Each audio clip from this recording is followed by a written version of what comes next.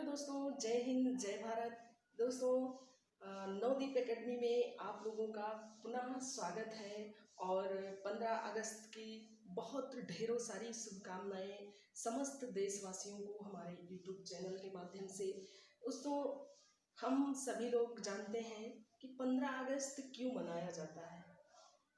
15 अगस्त के बारे में मैं कुछ जानकारी लेकर के आई हूँ जो अपने चैनल के माध्यम से आप लोगों तक पहुँचाना चाहूँगी। 15 अगस्त सन 1947 को हमारे देश जो बरसों से गुलामी की दास्ता में या गुलामी की जंजीरों में जकड़ी हुई भारत माता जिस दिन आज़ाद हुई या ये दास्ता खत्म हुई, वो दिन था 15 अगस्त सन 1947। 15 अगस्त सन 1947 के पहले देश आज़ाद नहीं था, न लोग आज़ादी की सांसें ले पा रहे थे।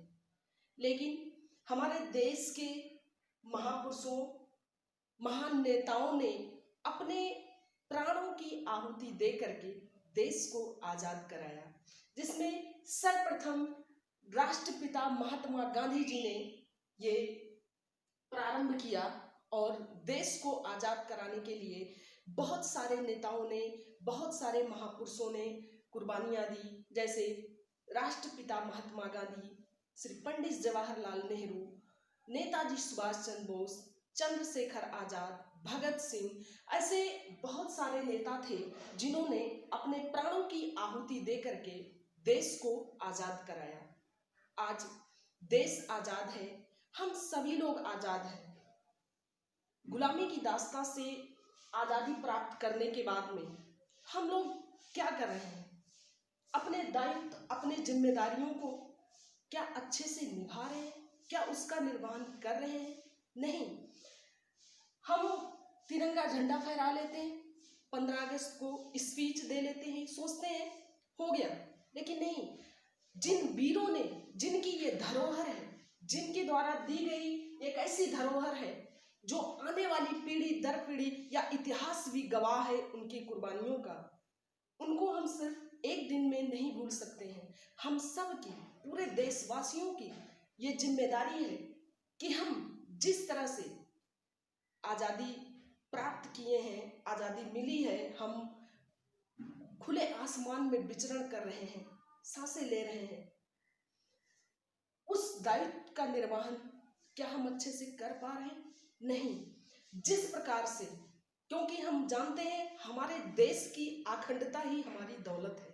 हम सभी लोग जानते हैं, अपने परिवार के लिए सोचते हैं, अपने बच्चों के पढ़ाई के बारे में सोचते हैं, अपने परिवार में किस तरह के सुख सुविधाएं हैं उनके बारे में सोचते हैं। समस्त देश का हर एक नागरिक अपने परिवार के बारे में सोचता है।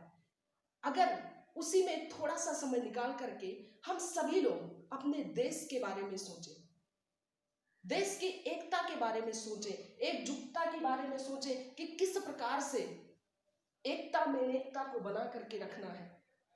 आज़ादी मिल गई, लेकिन आज भी लोग एक दूसरे को भेड़ बकरियों की तरह काट रहे हैं। बेटे को बाप पे भरोसा नहीं रह गया है, रिश्तों का खून हो रहा है। क्यों?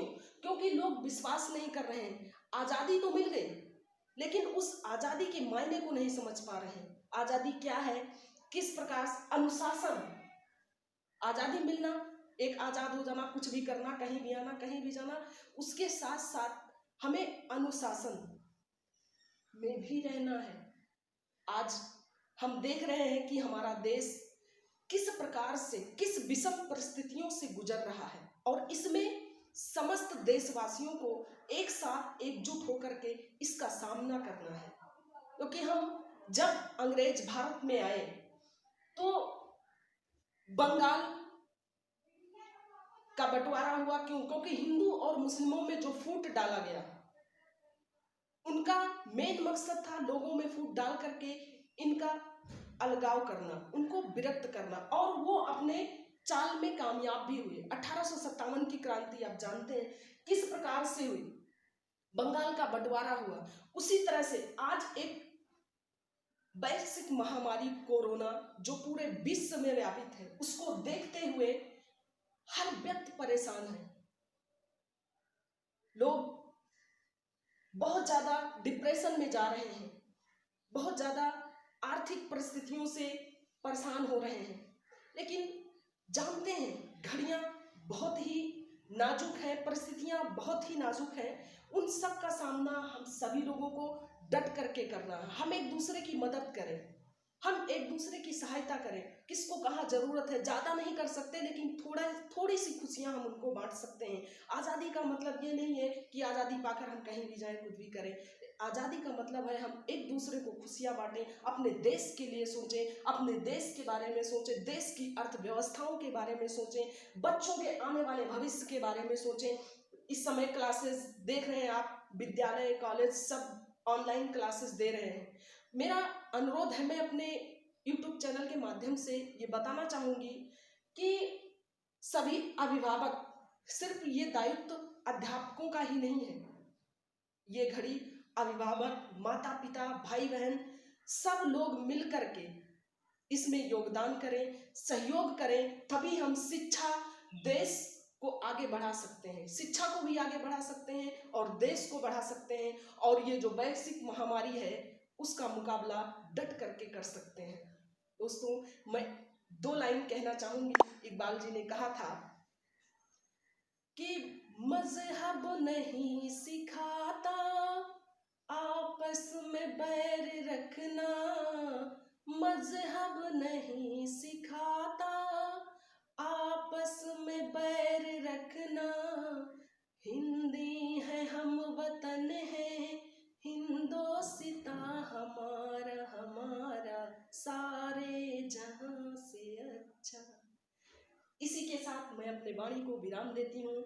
जय हिंद, जय भारत।